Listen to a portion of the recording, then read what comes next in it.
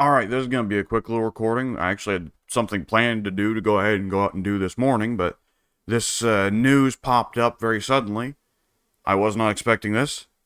I kind of was not expecting the roadmap to ever really come at all, to be honest, and it's a bit cynical sounding, especially for me, but it's just kind of roadmaps to me seem like kind of a crazy thing to do. Video game development is difficult, is something that has a lot of moving targets, as it is something that has a lot of difficulties come up very suddenly that you don't expect. So I don't really expect a lot of developers to follow up on the promises to make roadmaps. It's a little bit crazy when they do, and I don't think a lot of people realize that. A lot of people who play these kinds of games tend to expect this sort of thing because one or two devs can do it, and Creative Assembly is half the time one of those devs. But fans being entitled, I don't think, is really a big shock to anyone. Either which way, this is a lot of information that leaves a lot of room for speculation, which means it's good YouTube bait.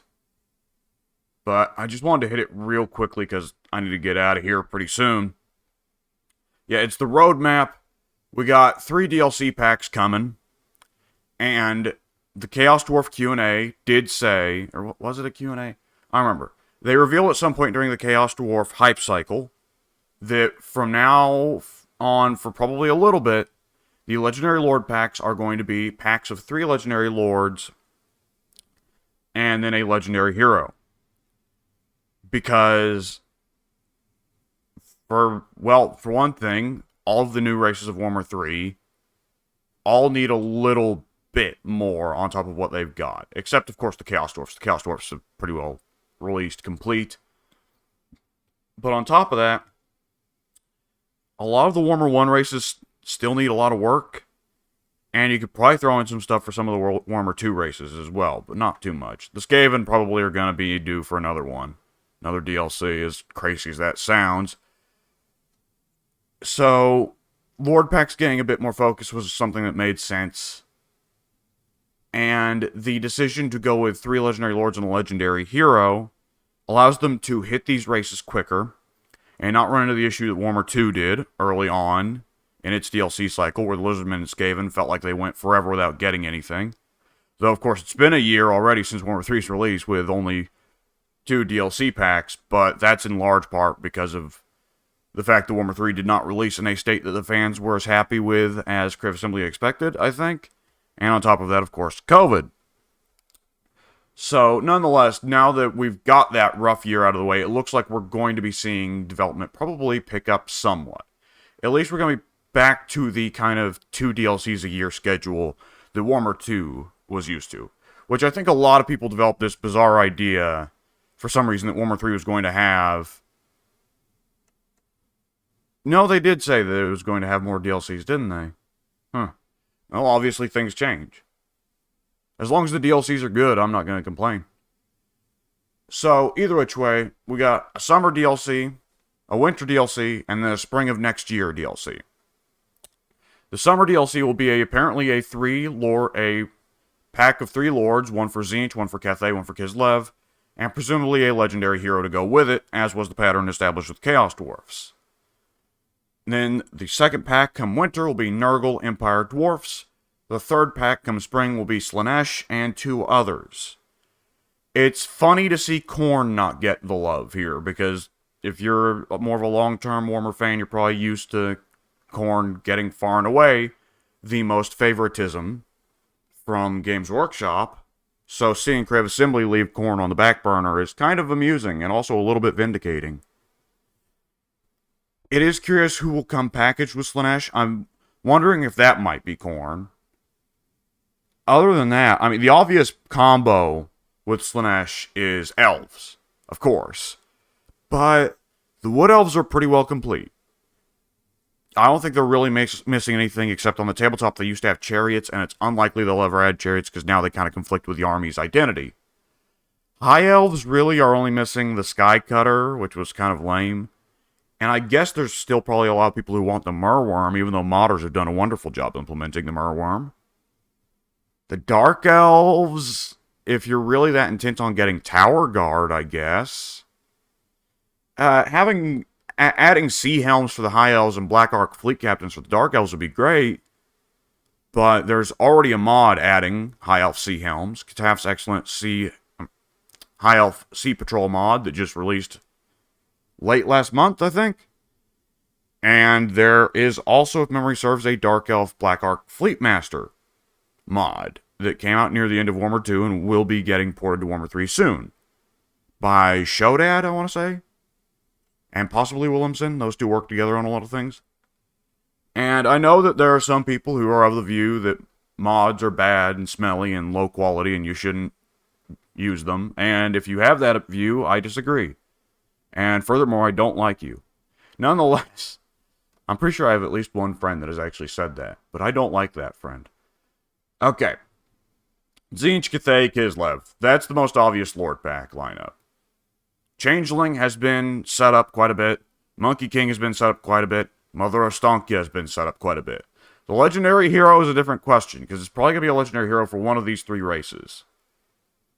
I have heard there is stuff for Akold Hellbrass in the files, which would be a legendary hero for Tzeentch. Could be wrong, though. And that could be files that are never going to be used. Cathay, it would be a bit odd for them to use any of the dragons as a legendary hero. And after the Monkey King, Monkey King is the obvious DLC. Everyone wants to play the Monkey King. The Monkey King sounds like fun. He sounds like he'll be cool. The dragons could get a bit generic in the future if they're all a little bit too similar to Miao Ying and Zhao Ming. But a legendary hero would feel like it's underrating them, and also it wouldn't make sense for Monkey King to be able to recruit a legendary dragon. He's kind of in opposition to the dragons a little bit, at least from the lore we've seen so far. If they were to do a legendary hero for Cathay, I'd have to guess it would probably be the engineer who made the War Lanterns and War Junks. But they haven't laid the path too much for him. I believe he does actually have a little lore tidbit in the game right now, as a loading screen tip, but that's about it. Kislev, if they got anything, would almost certainly get Naryaska Lesa as a legendary hero. It would be a bit odd for Kislev to get a legendary hero so immediately after Ulrika Magdova, though. So I guess we'll have to see. And as free DLC, it'll come with bug fixes, gameplay updates, and the Chaos Dwarf in-game event. So that all sounds perfectly cool. Comes with a free legendary hero, so there's a good chance any of these two that don't get a legendary hero could get a legendary hero as a free LC. Or it could be another race entirely. Who knows? Achievements for Immortal Empires, that's going to be big for some people, I guess, but I don't really bother with achievements. Race updates, I'm curious what that means. I'm going to have to assume on some level it means probably, I don't know, maybe a bit of updates for Norska. Though, honestly, I'd say Norska, if you're going to mess with them at all, hold off and play with that. Oh, wait, Legacy race updates. Okay, that race updates is different from Legacy race updates. Okay. Well, in that case, then odds are the first Old World faction that's going to be up for another touching up is going to be Dwarfs. And then I'd have to say after that, it would probably be wise for this DLC pack to be Slaanesh, Norska. I'd love for it to be Bretonnia, but it probably won't be. Bretonia's probably stuck in free DLC hell. And then probably a big Norska update to come with that DLC. But speculating on this DLC is more or less pointless. We know it's Slaanesh, we know there's going to be a legendary hero. We know there's going to be a legacy race update. That's all we know. If there's going to be updates to the Warhammer 3 races, I think it's inevitable that Ogre Kingdoms are going to see some touching up, because they are generally the ones who are right now the squeakiest wheel. Nurgle, I think, is bound for an update. At the very least, they should probably move Kugath. Kugath has such a bad start position. Campaign AI improvements, settlement battle improvements. Hopefully something substantial, What I want as improvements for settlement battles are not what Crib Assembly wants. I'm comfortable with that. I have to rely on mods to make siege battles behave how I want. I don't like big long-range towers. I don't like the buildables being so...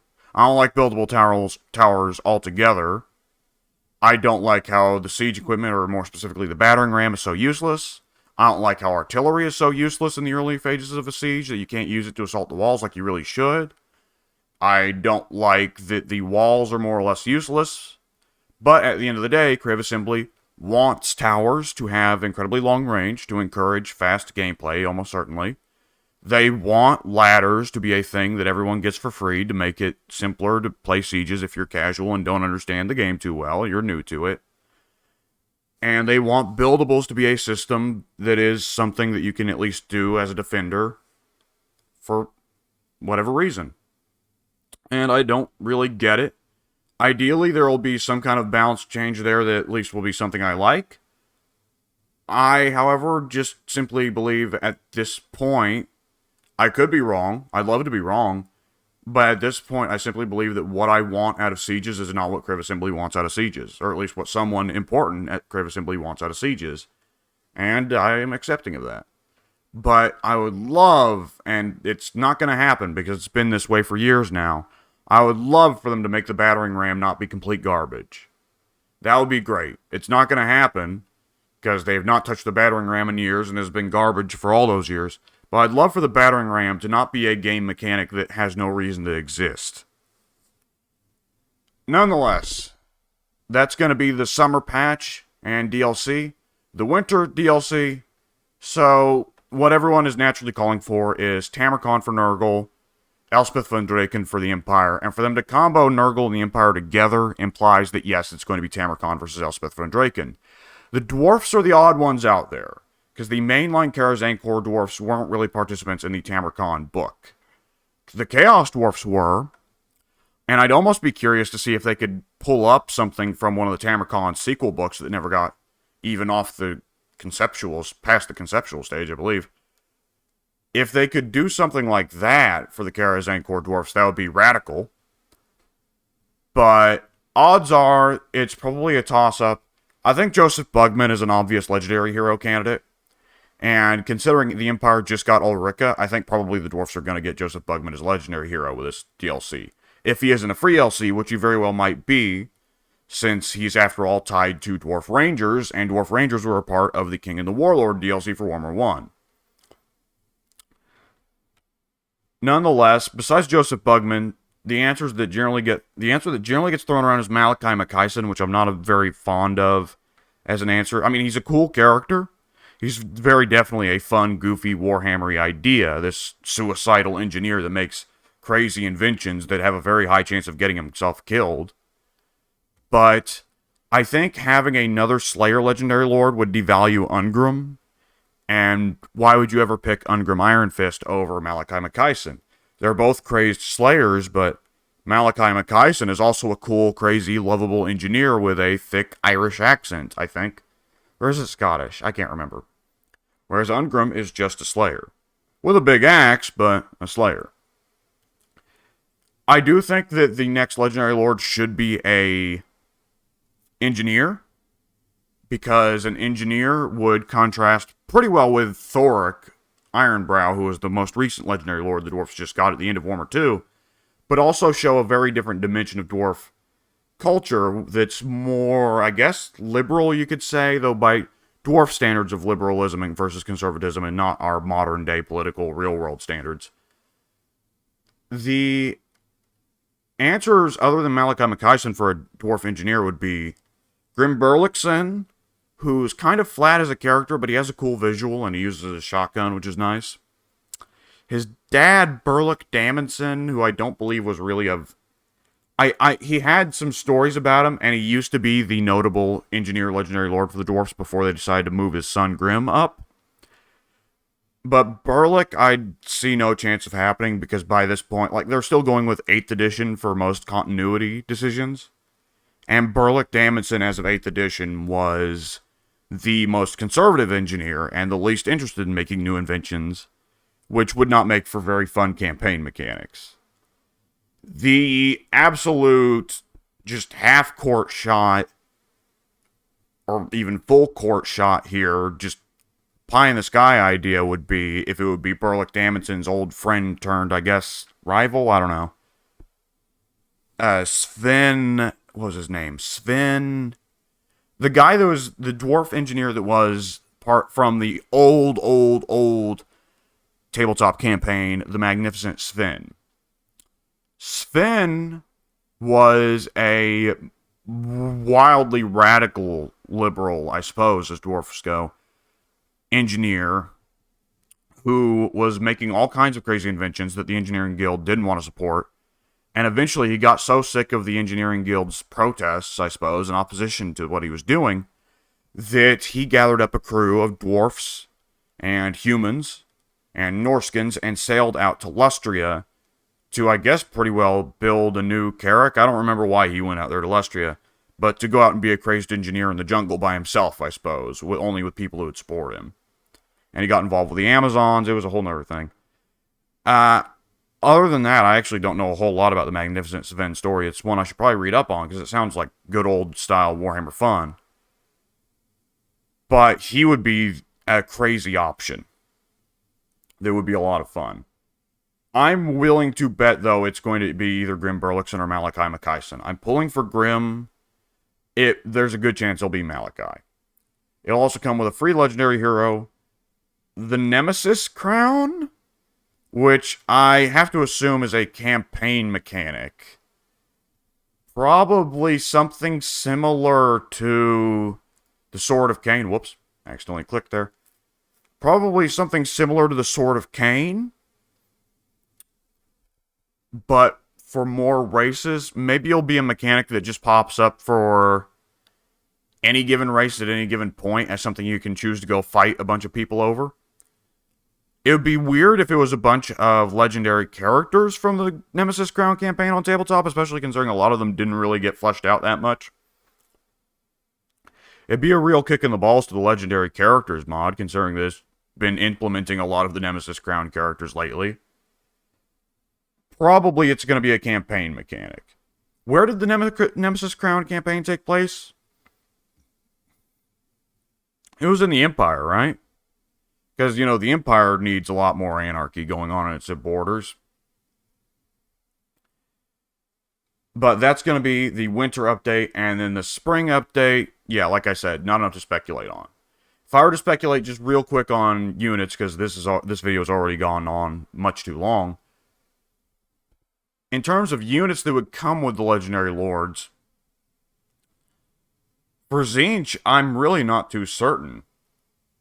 Because Khorne and Nurgle both had pretty obvious units they could throw in between, you know, Tamarcon stuff and End Time stuff. But it makes sense that they don't want to touch Khorne too early then if they're going to go with a lot of End Times units for Khorne, because that is the obvious answer. Considering that Creative Assembly has been very hesitant with touching End Times content, and may want to hold off on End Times content until the end. Which means that odds are what it'll be after the Slaanesh and whoever DLC. If they want to start touching End Times content with the 4th Lord Pack, or probably 5th, because we're counting Champions of Chaos, with a 5th Lord Pack, then they would probably want to hit Khorne, Skaven, and who else got a lot of content in the End Times? I don't remember. Undead, I suppose. Vampire counts. That would be a pretty cool 5th Lord Pack to see. Khorne, Skaven, Vampire counts. Though the argument would definitely be made that that's all of Creative Assembly's favorite races in one DLC. That would be funny. That would be very funny. But for Tzeentch, Cathay, Kislev, for Tzeentch, I'm going to guess the Mutalith Vortex Beast. But it'd be weird for the Mutalith Vortex Beast to come out in summer of 2023, and the Slaughter Brute, which is more or less a mildly re-kitted Mutalith Vortex Beast, to come out over a year later. That would be more than a little bit strange. But the Mutalith Vortex Beast is the only thing I can think of that's an obvious Tzeentch unit that people are going to pay money for that is not currently in the game. For Cathay, it's Monkey Warriors, definitely. Probably Horned Ogres. They've been having some shout-outs. And almost certainly what were they called? The kind of weird bird people spies that the Moon Empress had. I can't remember exactly what they're called, though. But either which way, everyone's going to be all in on Monkey Warriors. That, probably with the Monkey King, is also where we're going to get Dragon Monks. Celestial Dragon Monks. Which are, of course, going to be humans that go up to the Celestial Dragon Monastery, which is up in the mountains of... That's not the Mountains of Heaven, is it, that it's called? Actually, let me pull open a map here. Because I should have a map somewhere on my computer of the Warhammer world that I picked up that would have a indication of what the... Hang on. Oh! Actually, this isn't going to come up on recording, but nonetheless. I'm pretty sure that's the Mountains of Heaven, yeah. Yeah, the Mountains of Heaven, which is the Monkey King's territory, is also home to the Celestial Dragon Monastery, which would be why the Monkey King gets dragon monks. And I'm also willing to bet, of course, that this Lord Pack will be will be when they add some more onto the Immortal Empire's Realm of Chaos map, because the lack of the Mountains of Heaven as a province that Cathay can access is pretty obvious. It sticks out. And that may be around the point they start diving into the idea of expanding into Ind as well. Geographically, of course. They're not going to add Ind as a playable race. I'm sorry, guys. But that might be when they start geographically expanding into Ind, which would be pretty cool. At the same time, they may never geographically expand into Ind and Crush until the end of the game's cycle, which wouldn't shock me either. They added a little stretch of the Darklands to Warhammer 2 at the end. And for Kislev, the unit choices, I'm not entirely certain. I can't exactly remember there being any obvious unit DLC choices for Kislev. After all, we've already got... Oh, Ungals. What am I thinking? Yeah, if we're going to be getting Mother Astankia, we're going to be getting some Ungal stuff. Which is going to be fun, because the Ungals are really cool. They are heroic steppe nomads that spend all their lives fighting Chaos and Norskins. So, probably some really good skirmish cavalry, and probably, ideally, some good skirmish chariots. Which, hopefully, what they'll do is, they'll add Ungol war wagons. They'll focus on making Ungol war wagons actually a fun skirmish chariot to use, and maybe they'll take some lessons from that to go back and make the Empire's war wagon feel a bit more substantial. As for the Nurgle Empire Dwarfs DLC, what units could come with it? I mean, we don't know how many units are going to be coming with these DLCs. I guess that's one thing. Because Champions of Chaos DLC came with 30 units, but most of them were pretty... There were new assets, certainly, but they didn't require new animation rigs, and they also got to reuse a lot of assets. But there were certainly a lot of new assets. I'm not one of those maniacs or idiots that goes around saying, oh, lazy reskin. They put in a lot more work on the Champions of Chaos DLC than Games Workshop's actual... A lot of the times, Games Workshop's modelers and animators, they had to work on the... Not animators.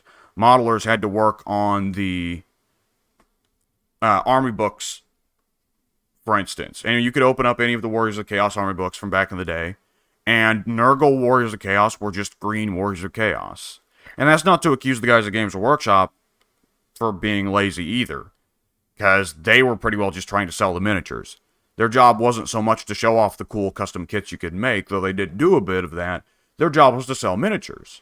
Games Workshop is a business. It has to make money. But with the Champions of Chaos DLC, yeah, we're not going to see a 30-unit DLC pack ever again.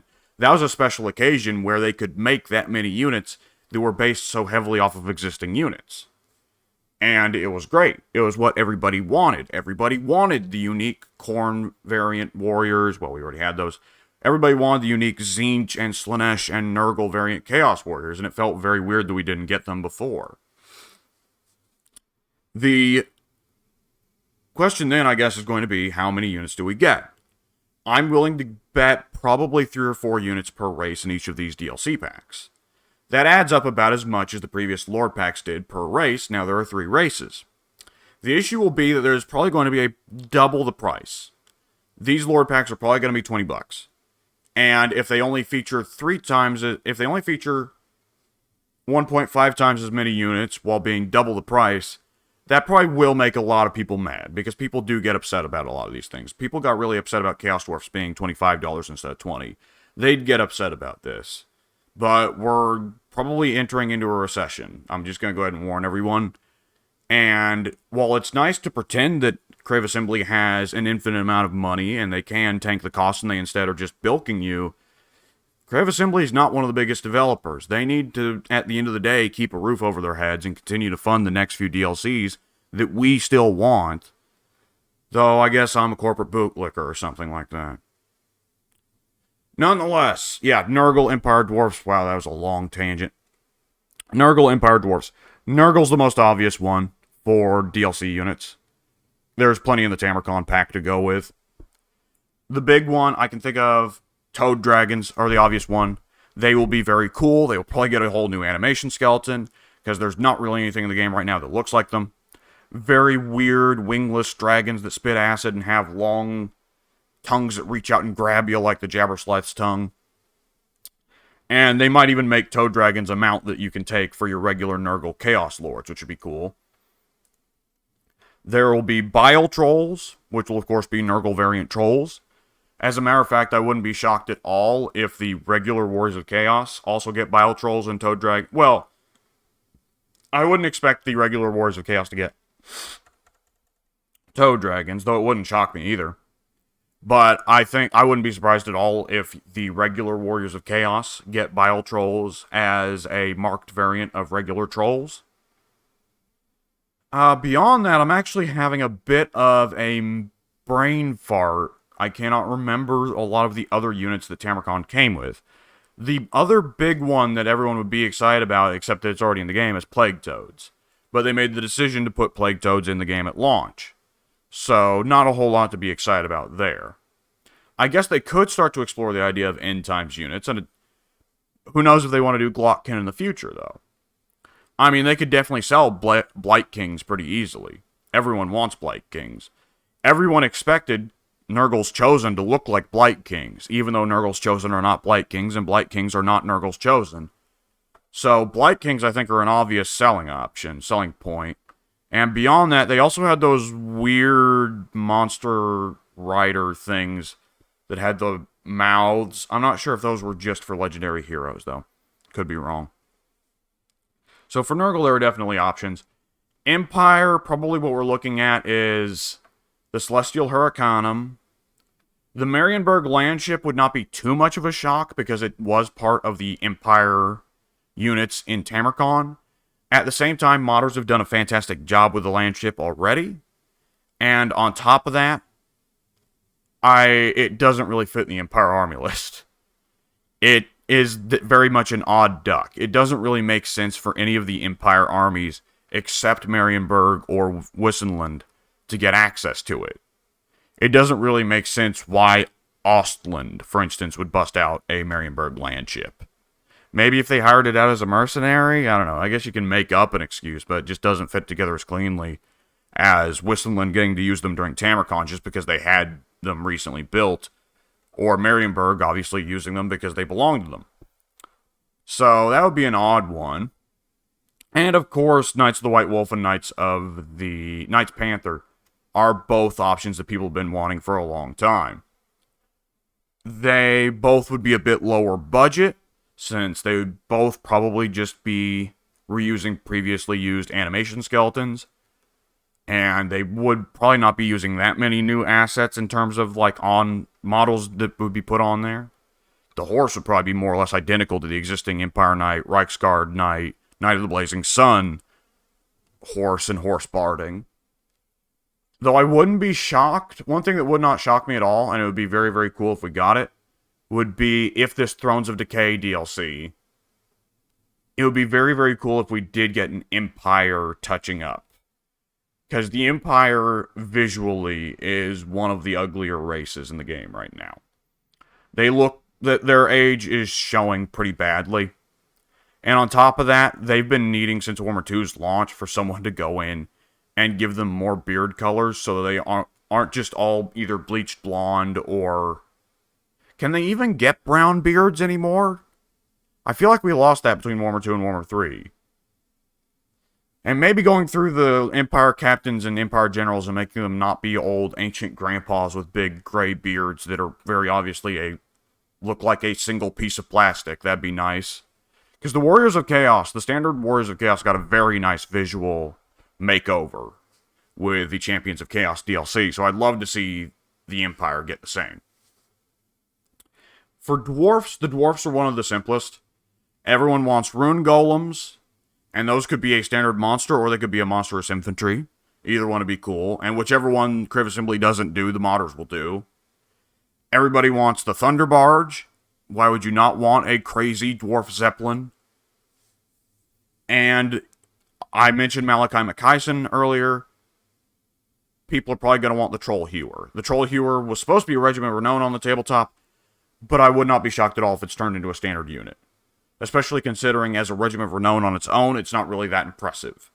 It's a funny, goofy unit, but it has not got probably the kinds of firepower that would justify it as a Regiment of Renown to most people. But for dwarfs would almost certainly be the highlight of the Thrones of Decay DLC. Considering what is desired for them, what is probably coming for them, I don't think, unless Nurgle has really beautiful looking toad dragons, that the Empire or Nurgle would really be able to compete that well. Though Elspeth von Draken and Tamarkon will both be much more impressive legendary lords than whatever Dwarf's legendary lord is. Elspeth von Draken had one of the most beautiful miniatures on the tabletop, and Tamarkon had one of the most unique visual designs and just all-around Warhammer over-the-top craziness. And as legacy race updates go, yeah, it's going to be dwarfs. Without a doubt. Well, not without a doubt, I shouldn't say that, but almost certainly, because the dwarfs are one of the more complained about, one of the squeakier wheels. But this is all very exciting stuff for the future. I think right now, like, I'm happy with the place Warhammer 3 is in right now. I haven't been playing very much of it at all because I've been just dumping loads of time into other games or spending time with my family or my friends. But I'm pretty happy with the place the game is in now. I still think Sieges need a lot of changes, but I also, like I said, accept that the changes I want for Siege are probably not the changes Crib Assembly wants for Siege. And the Shadows of Change DLC, I think, will deal with what I think is Cathay and Kislev right now are the only races that really feel like they're missing something. Because each of the Chaos races now have really big, fleshed-out rosters where they can try a variety of things. Khorne's the only one who feels like he's more or less still just running the aggressive rush playstyle, but it's Khorne. You know, that's exactly what you'd expect. And even then, Khorne can choose between going down the demon route, going down the heavily armored infantry route, going down the monster route, since he's got Minotaurs. And the rest of the Chaos races all feel like they've got a lot of options they can go down.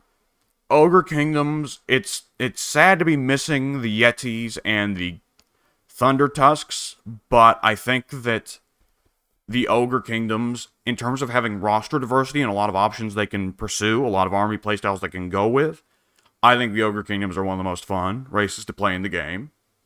They could probably stand with some buffs on the campaign side, but even then, I think really the biggest problem the Ogre Kingdoms campaign has is that both their start positions are really hard. Ever since they added Grimgore to the Mountains of Morn, at least. And Chaos Dwarfs already have a pretty well complete roster. There's some goofy stuff they left out from the really old editions, like Boar Centaurs, but that's it. Whereas Cathay and Kislev, Cathay very much feels pigeonholed into the heavily armored defensive army route. They should have more capability to play other playstyles, especially since they have monsters and cavalry and the sky junks that should separate them from the dwarfs. But right now, Cathay feels like they're the same as the dwarfs, but they have to just play a more missile-heavy playstyle, I guess. Though I guess I haven't put in that much time with Cathay, so I could be somewhat wrong, but I think Cathay really could stand to have options more experimental options. Because right now, it feels like a lot of Cathay's picks are very conventional units. And the only thing that really sets them apart too much is the fact that they buff each other in proximity. Kislev could stand to have more... I don't know. Kislev, I think, in terms of playstyle, has a very fun, unique playstyle. And they can go very ranged heavy or very melee heavy. They can go very cavalry heavy or very infantry heavy. So I think in terms of playstyle, they're in a good place. But in terms of when you look at the lore, what the army should look like, the lack of Ungol units really sticks out. Kislev on the tabletop, a big element of their lore was the Gospodar Ungol split. in both their armies and in their regular peacetime society, and that is not showing in the game right now at all. It sticks out like a sore thumb. So I think Cathay from a gameplay perspective and Kislev from a lore perspective are the two races in the game right now that stick out the most as needing more units. And so them getting the first DLC, and one that's probably going to be apparently coming quite soon, is very much a good thing. And obviously when we get to winter of this year, which is a long ways off, but there are other games to play, especially this year. We've already seen a lot of big games that have been very popular come out, and we're going to be seeing more come out later this year. But when winter comes, we are going to be seeing, of course, a lot of the units that people have been demanding for years. Because Tamarcon, Elspeth, the Thunder Barge have all been demanded. And while I would not be, if we don't get a Rune Golem for Dwarfs, that would be a bit odd, especially because the Dwarfs are going to need more than just the Thunder Barge to sell a DLC.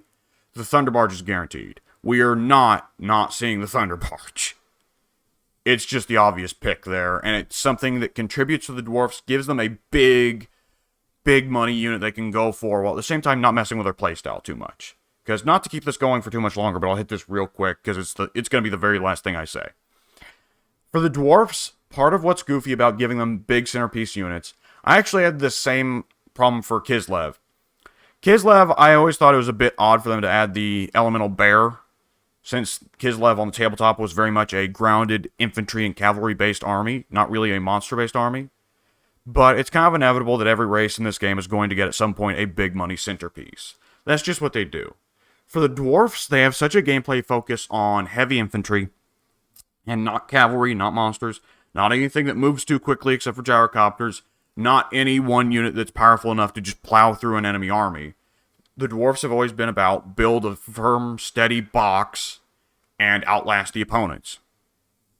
And while the Rune Golem would mess with that somewhat, though we'll see how Crave Assembly implements it, it could be implemented in a way that doesn't mess with the Dwarf playstyle at all, but instead contributes to it, and gives them more to do with their general playstyle while still retaining the identity they have.